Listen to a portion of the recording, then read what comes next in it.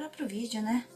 Oi gente, eu sou a Shie, eu sou ilustradora de cenário e trabalho na indústria de anime já tem 2 anos. Trabalhei em obras como Solo Leveling, Nigirizu Wakagimi, Watanare e mais recentemente Yushaken Nishutsu. Durante esses 2 anos trabalhando com animes, eu descobri algumas realidades e eu aposto que não são novidade pra ninguém, visto a fama que a indústria de anime tem no ocidente. E aposto que alguns de vocês já ouviram as polêmicas, né, sobre a indústria de animes, mas nesse vídeo eu queria esclarecer alguns pontos que não são muito conhecidos no ocidente e trazer à tona, né, o que realmente é o fundo do poço e as verdadeiras problemáticas dessa indústria. Essa semana eu vi esse vídeo sobre como as pessoas que trabalham na indústria de animes são escravos. Ele não tá de todo errado, mas tem algumas informações que eu queria muito esclarecer aqui. Ele fala um pouco sobre como os mangakas têm uma rotina muito não saudável, né? Que alguns dormem 3 horas por dia e não descansam há anos. E também fala como os salários na indústria de anime são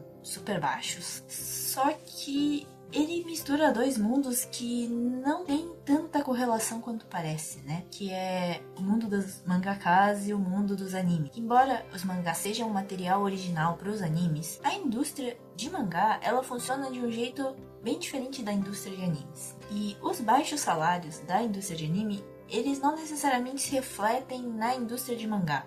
Sim, tem mangakas que recebem relativamente pouco, mas não chega nem perto do quão pouco pode receber uma pessoa da indústria de anime. E assim, também não é todo mundo da indústria de anime que recebe pouco.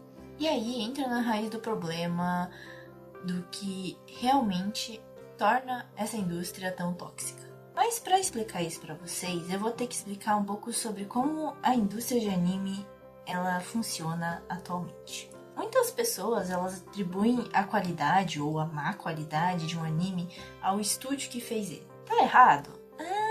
Não exatamente. Porém, isso não é a raiz do problema. A raiz do problema é uma coisa chamada comitê de produção.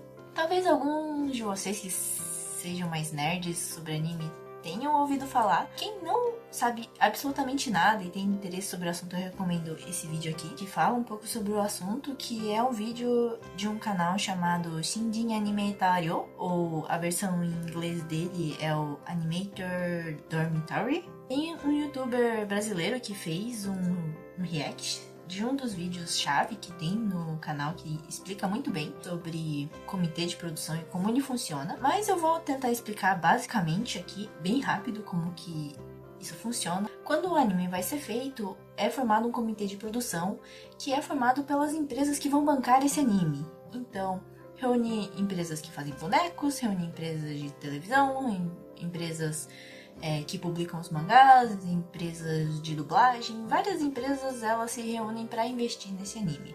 E isso reflete também na porcentagem que elas vão tirar de lucro daquele anime, né? Então as vendas que se refletirem a partir daquela obra serão divididas, né, entre essas empresas que fizeram esse investimento. Esse investimento ele vai definir qual que é a verba do anime em si. Mas existe um teto orçamentário para esse investimento. Esse teto se dá por vários motivos econômicos. É explicado melhor no vídeo, né? E que se você quiser se revoltar, eu recomendo muito que você assista. Mas basicamente isso cria um limite do quanto de dinheiro pode ser investido em uma obra de anime. E aí, conforme a verba dessa obra, é escolhido o estúdio que vai produzir. E atualmente existem estúdios que eles são mais caros e têm uma qualidade maior, e estúdios mais baratos com uma qualidade menor, né? E até pouco tempo atrás, esse limite no orçamento dos animes, ele era intocável, né? Assim como todos os preços de qualquer coisa aqui no Japão, que permaneceram por 20 anos congelados, o orçamento dos animes também não mudava. Porém, diferentemente de coisas como açúcar, queijo, arroz no mercado, o preço de produção não muda muito ou até fica mais baixo conforme as tecnologias vão avançando e o custo de produção daquele produto vai ficando mais barato conforme os anos. A animação é um negócio que conforme os anos vão passando não vai ficando mais barato. porque cada ano que passa parece que as produções vão ficando mais e mais complexas, com cenas mais difíceis de se animar, com cenas de ações cada vez mais rápidas. Hoje em dia eu tenho muito a sensação de que eu vejo um episódio de anime e eu vi um filme, porque antigamente você viu um episódio e parecia que ele enrolava um século para acontecer as coisas, e hoje em dia em um episódio parece que passou um monte de história em um episódio só. Então, conforme os anos foram passando, a produção de animes foi ficando cada vez mais exigente, mas o orçamento não aumentou. Isso até recentemente, porque depois da pandemia, no Japão, que antes quase tinha deflação, agora está com inflação dos preços e as coisas estão ficando mais caras. E com as coisas ficando mais caras, a indústria de animes finalmente resolveu revisar esses orçamentos dos animes, e de uns anos pra cá tem crescido bastante esse orçamento. E aí, com o aumento na verba dos animes, os estúdios também puderam pagar de bons moços e aumentar a renda dos animadores contratados, né? Porém, assim, os estúdios, eles também são uma vítima, né, dessas verbas do comitê de produção. Porque os estúdios em si, eles não fazem parte desse comitê e eles não têm tanto poder de decisão de quanto dinheiro aquele anime vai ter. E estima-se que as obras que hoje em dia têm baixo orçamento, esse dinheiro ele cobre menos da metade do custo de produção das obras. Então, esse aumento na verba se refletiu mais na realidade dos estúdios maiores, né, que são conhecidos por ter alta qualidade na produção das suas obras, ao ponto da qualidade de trabalho, de vida dos funcionários desses estúdios realmente ter aumentado consideravelmente. Porque antigamente era muito comum os estúdios pagarem apenas por produção. Se um animador conseguiu produzir X frames ou X cuts, ele só iria receber referente àquela quantidade de produção. Mas em um mês em que ele produzisse pouco, tivesse pouca demanda, o salário que ele receberia não daria nem para pagar as contas. Mas hoje em dia os estúdios têm implementado um esquema de salário base fixo que pode aumentar conforme a produção do animador. E isso garante uma certa estabilidade financeira, né, para os funcionários desses estúdios. Porém, o grande problema, e aí se encontra um dos fundos do poço da indústria de anime, é que uma boa parte das pessoas que trabalham nessa indústria, eles não são contratados pelo estúdio, não são funcionários, eles são freelancers. E, infelizmente, para os freelancers, esse aumento na verba dos animes ainda não chegou na realidade deles. O animador que é freelancer, ele continua recebendo apenas pelos cortes que ele faz. Ele ainda continua com uma grande insegurança financeira. E o pior de tudo é o caso de iniciantes recém-formados que têm o sonho de entrar na indústria de anime, só que eles não conseguem entrar de cara em um estúdio como contratado, né? Porque, querendo ou não, as vagas são limitadas. E essas pessoas, elas, no início da carreira delas, já precisam tentar sobreviver como freelancers. E a grande questão dessa indústria é que se você não é ágil o suficiente para produzir a quantidade de cuts necessária para você ter uma certa renda, você literalmente não consegue dinheiro para pagar suas contas. E essa é a realidade de alguns iniciantes, né? Alguns recém-formados na indústria de anime, que no primeiro ano eles não são rápidos, porque eles acabaram de se formar, acabaram de entrar na indústria, eles não têm experiência suficiente para serem rápidos naquilo. Então estima-se que um iniciante na casa dos 20 anos de idade consiga ganhar em média 90 mil ienes por mês, sendo que no primeiro ano, como animador, existem iniciantes que arrecadam menos de 30 mil ienes. Para vocês terem noção, quando eu trabalhava em fábrica de alimentos, que é considerado uma indústria que paga pouco no Japão, eu ganhava em média 170 mil ienes. 30 mil ienes para 170 é uma diferença muito grande. Inclusive, vou aproveitar para comentar um pouco sobre o canal Shinjin Alimentario. Eles basicamente são um projeto de habitação barata, acessível a esses animadores que são iniciantes e que nos primeiros anos de carreira, inevitavelmente, eles vão ter pouca renda. E é um projeto que busca oferecer moradia, internet e várias outras facilidades por menos de 30 mil ienes por mês para esse tipo de animador. E todo ano eles fazem uma campanha de arrecadação de doações para arcar com os custos de operação desses dormitórios. Atualmente eles contam com 4 dormitórios espalhados por Tóquio e você pode ajudar na campanha no link que eu vou deixar em algum lugar na descrição do vídeo. Mas obviamente esses dormitórios eles não são a solução do problema, né? Eles são uma forma de estancar o sangramento da indústria como uma solução paliativa e a real fonte dos problemas é essa baixa precificação dos cuts e dos frames nos animes. E aí a gente entra em outra raiz do problema atualmente, que é a terceirização para países do leste asiático. Eu pessoalmente não tenho nada contra terceirizar para esses países, porém a questão é que o custo de vida lá é muito mais baixo do que no Japão. E isso causa a manutenção desse sistema de baixos preços. E querendo ou não, embora esses preços para esses países possam ser considerados viáveis, né? Isso reflete uma baixa qualidade de vida e de trabalho dos animadores que moram no Japão ou que são de outros países que não têm essa realidade de ter um baixo custo de vida e que acabam sofrendo por causa da manutenção desse sistema. Eu, obviamente, não sou detentora da verdade,